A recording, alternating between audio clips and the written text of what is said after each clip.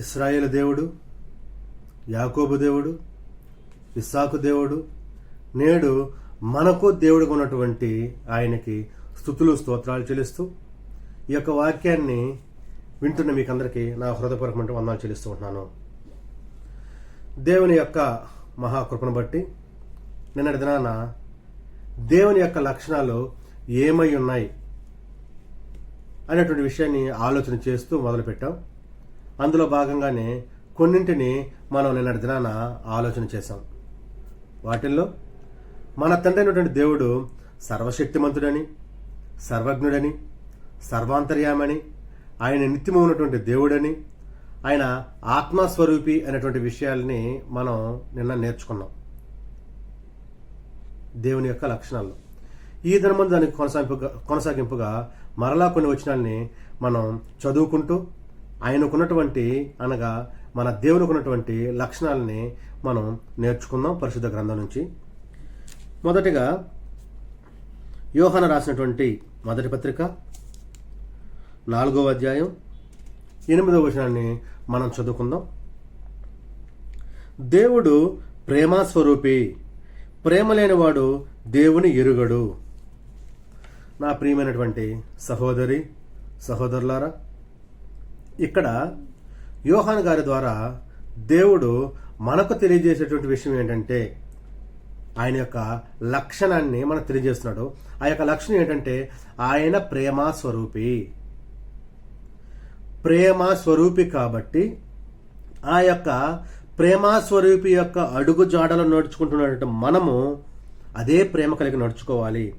ఆ ప్రేమ లేకపోతే ఎవరు దేవుని ఎరుగరు. అలాంటి ప్రేమస్వరూపి అయినటువంటి దేవుడు కలిగినటువంటి మనం కూడా ప్రేమ కలిగి జీవించాలి. ఇది ఈ దినానికి మొదటగా ఆయన యొక్క లక్షణము. మరి యొక్క లక్షణాన్ని మనం పరిశుద్ధ గ్రంథం నుంచి ఆలోచన చేస్తూ నేర్చుకుందాం.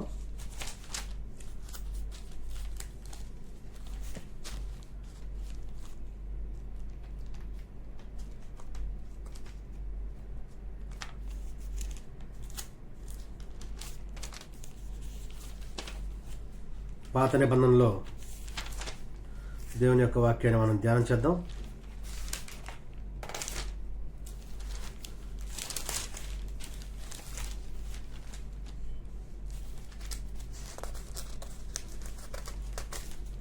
లేవియకాండము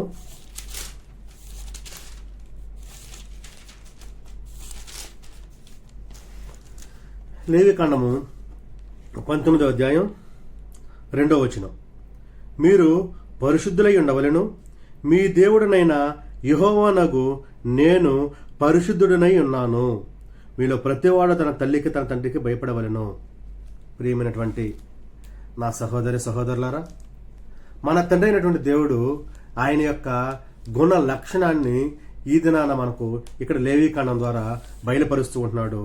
ఏంటి అది అంటే ఆయన పరిశుద్ధుడు. మనము పూజిస్తూ ఉన్నటువంటి దేవుడు పరిశుద్ధుడై ఉన్నాడు. మనము ప్రేమిస్తున్నటువంటి దేవుడు పరిశుద్ధుడై ఉన్నాడు. మనము నమ్మిన దేవుడు పరిశుద్ధుడై ఉన్నాడు. కాబట్టి అలాంటి దేవుడిని మనకు దేవుడిగా కలిగి ఉన్న మనము కూడా పరిశుద్ధంగా జీవించాలి. ఎక్కడ జీవించాలి? ఈ యొక్క లోకములో మనము బ్రతుకుతున్నటువంటి సందర్భంలో, మాటలోను, మన యొక్క చూపులోను, మన యొక్క ప్రవర్తనలోను, మన హృదయంలోను, సమస్తములో పరిశుద్ధతను నింపుకొని మనము జీవించాలి. ఆ రీతిగా జీవిస్తేనే ఆయన పరిశుద్ధుడు అన్నటువంటి ఆ యొక్క లక్షణాన్ని మనము పునికి పుచ్చుకొని దానికి లోబడి జీవించినటువంటి వారం అవుతాము. కాబట్టి నా ప్రియ సహోదరి సహోదరులారా, మన దేవుడు పరిశుద్ధుడు కాబట్టి మనం పరిశుద్ధులుగా జీవించాలి. మరి యొక్క వచనాన్ని మనం చదువుకున్న పరిశుద్ధ గ్రంథం నుంచి క్రొత్త నిబంధనలోకి వెళ్దాం.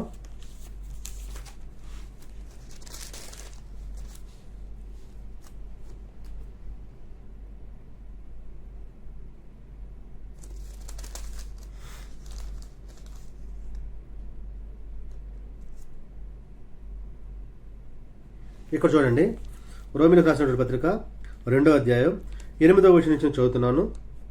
అయితే భేదములు పుట్టించి సత్యమునకు లోబడక దుర్నీతికి లోబడి వారి మీదకి దేవుని ఉగ్రతయు రౌద్రమును వచ్చును.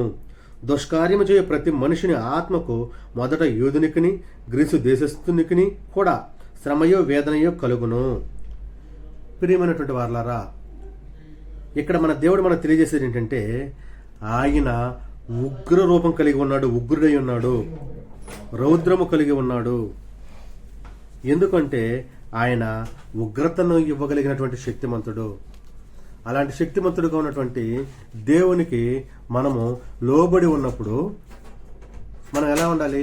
భయము కలిగి యొక్క లోకంలో జీవించాలి. ఎందుకంటే ఆయన ఉగ్రుడు. ఆయన యొక్క ఉగ్రత మన మీదకి వచ్చిందనుకోండి, మన యొక్క లోకంలో బ్రతకలేం.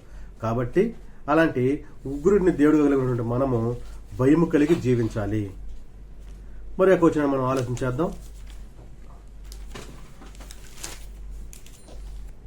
కొరింథీయులకు రాసినటువంటి మొదటి పత్రిక 8వ అధ్యాయం 4వ వచనం నుంచి చూద్దాం.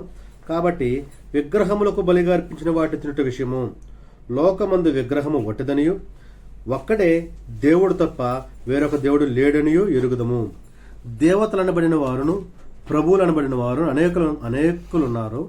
ఆకాశమందైనను భూమి మీదనైనను దేవతలు అనబడినవి యున్నను మనకు ఒక్కడే దేవుడున్నాడు, ఆయన తండ్రి. ఆయన నుండి సమస్తము కలిగను, ఆయన నిమిత్తం మనమున్నాము. మరియు మనకు ప్రభువు ఒక్కడే, ఆయన యేసుక్రీస్తు. ఆయన ద్వారా సమస్తమును కలిగెను. ప్రియమైనటువంటి సహోదరి సహోదరులారా, ఇక్కడ చదవబడినటువంటి 4వ వచనం నుంచి 8వ 6వ వచనం వరకు మనం చూస్తే వీటిల్లో దేవుడు మనకు ఏ విషయాన్ని ఇక్కడ తెలియజేస్తున్నాడంటే పౌలు గారి ద్వారా మనకు ఆయన తండ్రి అయి ఉన్నాడు. అది దేవుని యొక్క ఒక లక్షణము.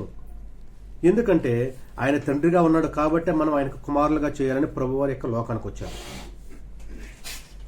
ఆయన తండ్రి కాకపోతే ప్రభువారు ఇక్కడికి వచ్చి ఆయన యొక్క ప్రణాళికలో భాగంగా బలి అవ్వకుండా ఉంటే, తద్వారా మనకు రక్షణ ఇచ్చి ఆయనకు కుమారులుగా చేయకుండా ఉంటే ఈనాడు మనకి ఎవ్వరికి కూడా నాయన తండ్రిని పిలుచుకునే భాగ్యం ఉండేది కాదు. కానీ దేవుడు ఏం చేశాడు? మనల్ని తండ్రి అని పిలుచుకునేటువంటి, మనల్ని కుమారుడు అని పిలుచుకున్నటువంటి ఆ యొక్క స్థితికి ఆయన రావడానికి కారణం ఏంటంటే మన ద్వారా ఆయన మహిమ పొందుకోవాలి. ఆయన తండ్రిని పిలవడానికి ఎవరికి అర్హత లేదు, కానీ ఆయన మనకు ఒక క్షమాభిక్షలాగా పెట్టాడంతే. తండ్రి అని పిలువు. ఎవరి ద్వారా? ప్రభువు ద్వారా. కుమారులయ్యాం ఎవరి ద్వారా? ప్రభువు ద్వారా. అంతే. మనం అనుకుంటే మనం అవ్వం, దేవుడు అనుకున్నాడు కాబట్టి అయ్యాం. కాబట్టి మనము ఈ యొక్క లోకములో రిమైనింగ్ ఇంకెవరైనా ఉంటే వారిని తండ్రి నాయన అని పిలవకూడదు.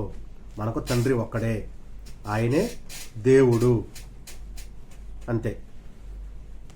కాబట్టి మనము ఆయనను మాత్రమే తండ్రి అని పిలవాల్సినటువంటి వారముగా ఉన్నాము. వేరొకరిని తండ్రి అని మనము ఎప్పటికీ కూడా పిలవడానికి అవకాశం లేదు. మరొక వచనాన్ని మనం ఆలోచించేద్దాం.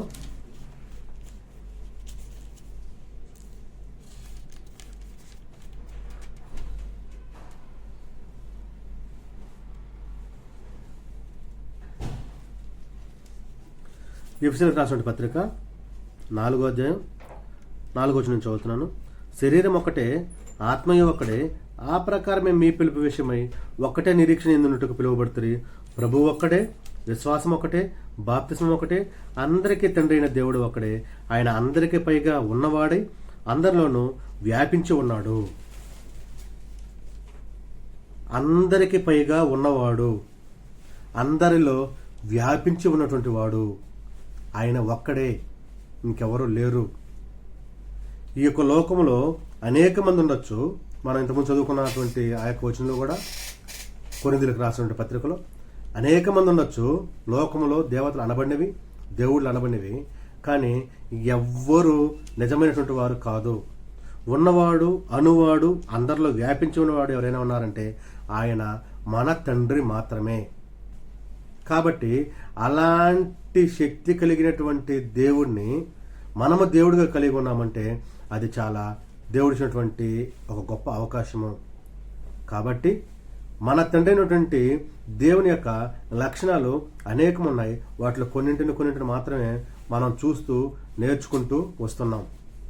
అందులో భాగంగానే ఈ దినమందు ఆయన ప్రేమస్వరూపి అని, ఆయన పరిశుద్ధుడని, ఆయన ఉగ్రుడని, ఆయన మనకు తండ్రి అని, ఆయన ఒక్కడే ఉన్నవాడు అనువాడై ఉన్నాడు అనేటువంటి విషయాల్ని మనం తెలుసుకున్నాం. దేవుని యొక్క కృపను బట్టి రేపటి దినాన మరికొన్ని విషయాలు తెలుసుకుంటూ మనం ముందుకు వెళ్దాం. మీకు అందరికీ వందనాలు.